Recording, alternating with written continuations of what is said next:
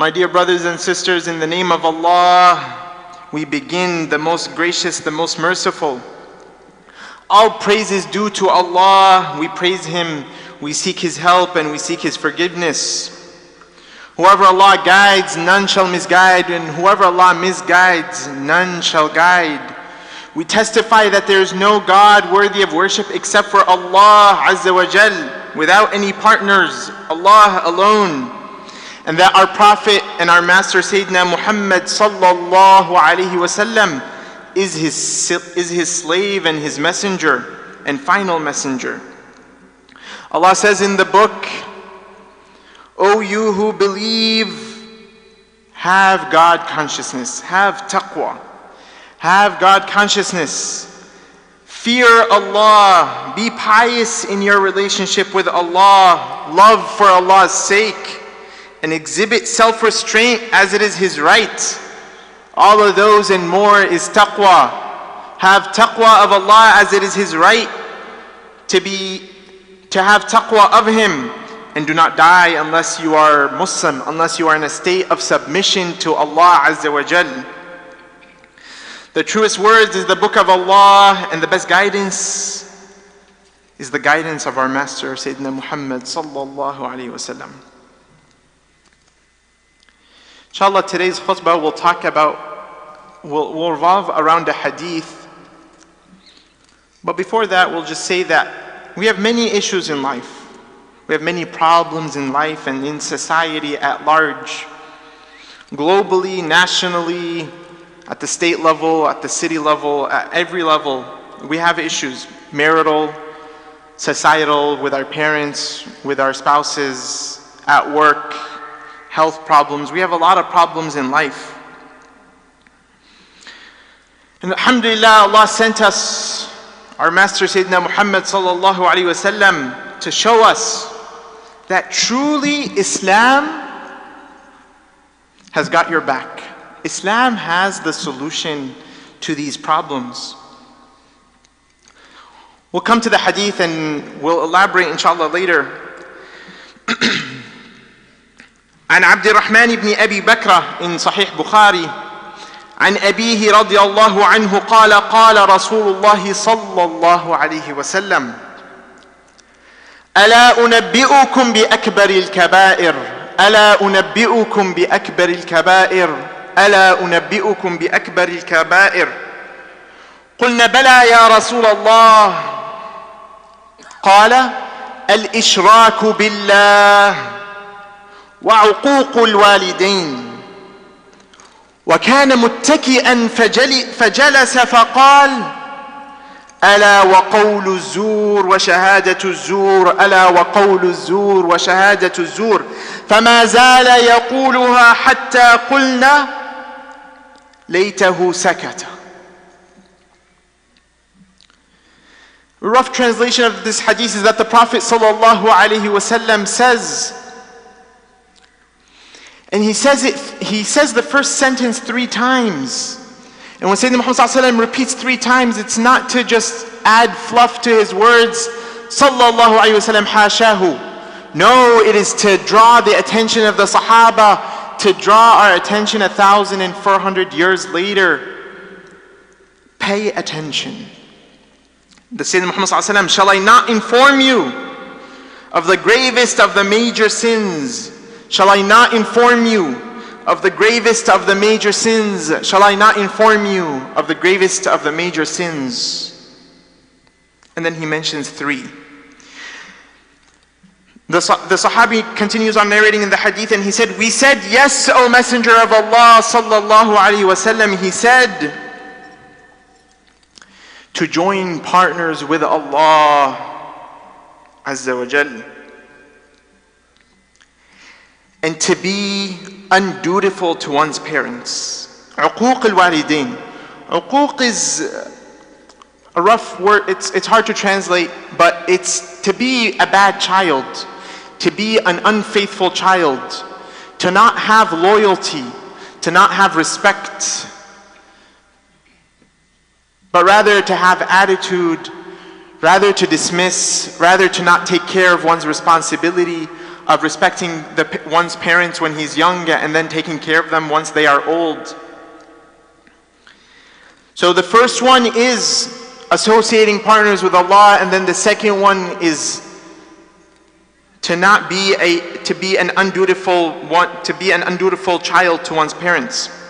And then the Sahabi continues on narrating in this hadith. We still didn't get to the third one.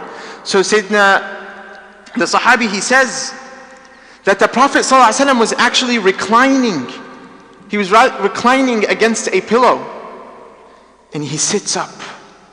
At this moment, after saying, he was talking about a very important issue, very grave thing, and he mentioned the first two, which of course have their importance because they precede the third one. But then he sits up, and he says, "And I warn you against giving forged statements and false witnesses. And I warn you against giving forged statements and false witnesses."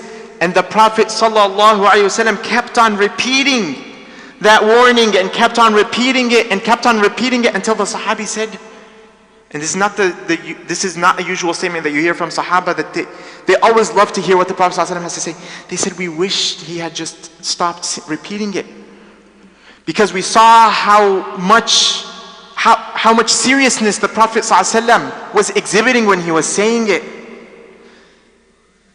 And they had so much fear out of Sayyidina Muhammad ﷺ keep on repeating it and repeating it."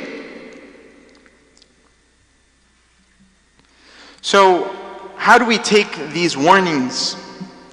What are the three things that are mentioned in this hadith?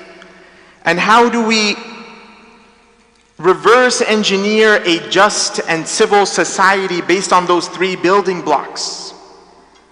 It's everyone's dream to live in a flourishing society and community where justice prevails. But how can that be accomplished? And we mean justice for all, for majority of the society, for the minorities. Not just the majorities, not just the minorities, not just the young, not just the elders, not the poor, not only for the poor, not only for the 1%, but for all.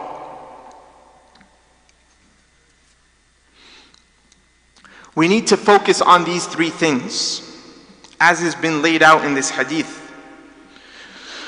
We need to first and foremost seek justice and rectify. They say dhulm, the scholars, dhulm can be translated as injustice, it can be translated as oppression. A definition that a lot of the scholars say about dhulm is وَضْعُ الشَّيْءِ فِي غَيْرِ مَحَلِّهِ.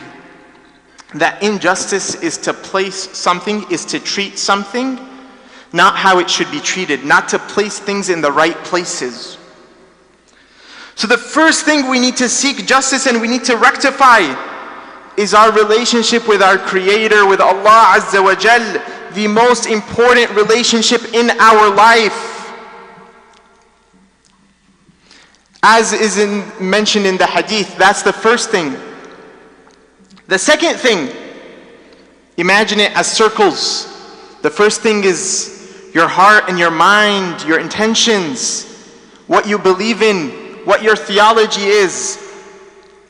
And then the second circle of influence, our duty, our responsibility to uphold justice and to give our parents our rights, our family, the people we are most responsible for, our spouses, our parents, our children, our siblings, our kinfolk.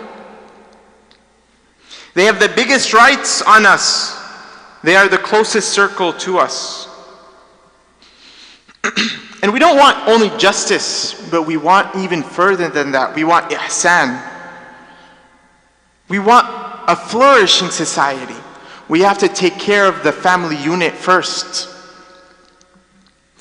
And then community at large. Lastly, we need to uphold and aspire to the same goal that we share with most humans, and that is civil and societal justice and equity. No person should be taking another person's right unjustly. But the way to do it correctly The way to establish it, the way to uphold this justice is to build on the correct building blocks. Believe in Allah, take care of your family, and do not take anyone's right, but rather treat everyone with ihsan.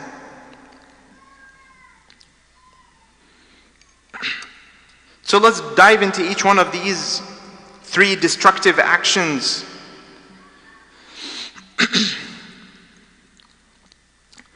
Ibn Hajar Asqalani in the Tafsir Fath al-Bari of this Sahih, the scholar, he said, أعظم الذنوب الشرك بالله لأنه جعله صدر الكبائر وأكبرها ويؤكد هذا قوله تعالى إن الله لا يغفر أن يشرك به ويغفر ما دون ذلك لمن يشاء. So here Ibn Hajar is saying that the gravest of all sins, the greatest of all injustices is to associate partners with Allah. Even worse, not believing in God at all. And this is shown in this ayah that I just recited from Surah An-Nisa, where Allah says, indeed Allah does not forgive association with Him, but He forgives what is less than that for whom He wills. And then the second one, عقوق الوالدين, being undutiful to one's parents.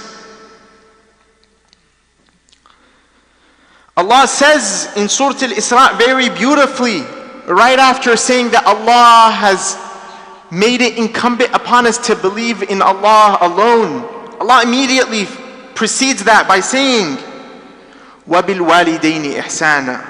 For your Lord, a rough translation is, for your Lord has decreed that you worship none but Him and honor your parents. If one or both of them reach old age in your care, never say to them even uff, nor yell at them, rather address them respectfully. We need to take care of our parents. We need to take care of our family.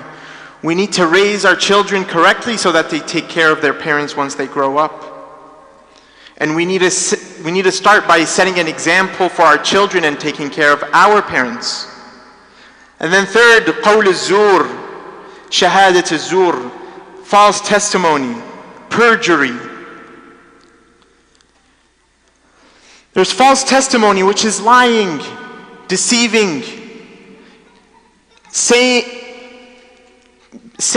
something that is not truthful in order to falsify someone or in order to eat someone's right. And worse yet, al-yamin al-ghamus, shahadat al-zur, which is under oath to lie, under oath, perjury. There's another hadith, very similar meaning.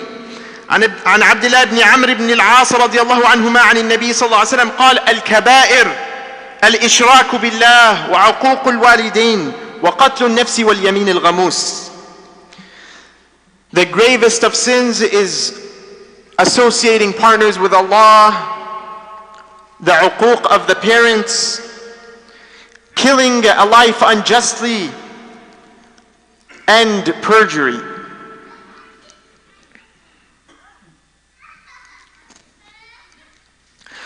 But we're not here to make everyone scared and to turn people away. For the Prophet ﷺ very beautifully said in the very famous hadith, بَشِّرُوا وَلَا تُنَفِّرُوا يَسِّرُوا وَلَا تُعَسِّرُوا. Give glad tidings and do not drive people away. Make things easy and do not make them difficult. Not only should we focus on the severity of these sins, but rather let's look at the flip side of it and say, okay, the opposite of doing these actions, how can we use these as the building blocks to solve our problems and build a society that flourishes, that is moral, that is ethical?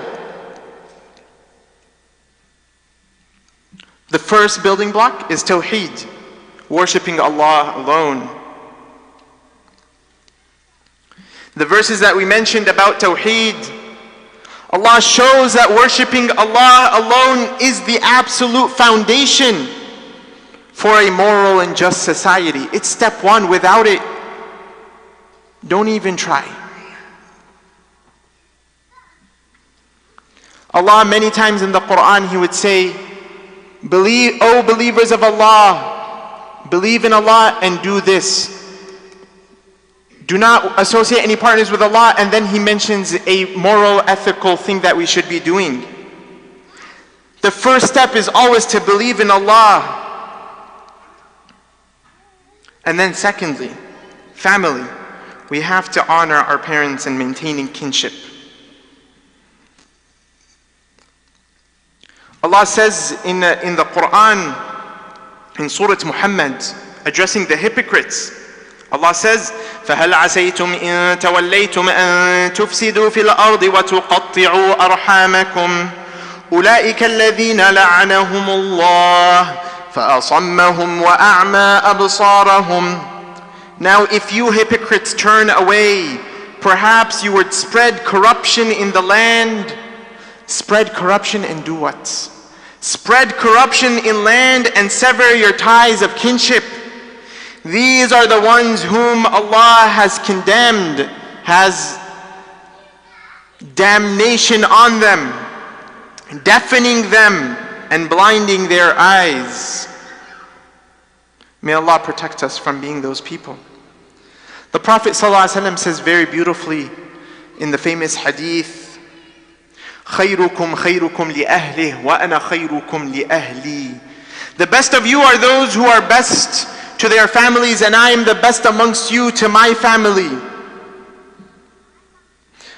The Prophet ﷺ also says very beautifully, again, tying the first step is to believe in Allah. Whoever believes in Allah and the last day, let him maintain the bonds of kinship. And then thirdly, being truthful in our testimonies at any level. Allah very beautifully says it in the Quran in Surah An-Nisa, يا أيها الذين آمنوا كونوا قوامين بالقسط شهداء لله ولو على أنفسكم أو الوالدين والأقربين. O believers, stand firm for justice and witnesses for Allah's sake. We speak the truth for Allah's sake, even if it's against ourselves, against our parents, or against those who are closest to us. We need to teach this to our kids from young age. I already struggle, I have a 3-year-old daughter, I struggle between being harsh with her and that she shouldn't do something that she shouldn't do, and that when I tell her who did this, I don't want her to say, "Oh, I don't know," or to lie. It's more important to speak the truth than the problem she did. So we need to teach our children from young age to speak the truth, even if it works against us. We need to work to build a system that favors the truth, not the one who can afford the best lawyer. Even if it's at work. Even if it's at work and we have to say something that goes against us. Sometimes some companies, they do performance reviews and you have to write your self-review and you have to write peer reviews. Be truthful. Even if you may think that it might harm your career, be truthful. Allah, in tansurullah yansurkum. Be truthful and Allah will give you victory. In conclusion, we need to recognize that believing in Allah is the first building block. And the second building block is taking care of our family and our parents especially. And that we must be truthful and just and never give false testimony at any level. أقول قولي هذا وأستغفر الله لي ولكم ولسائر المسلمين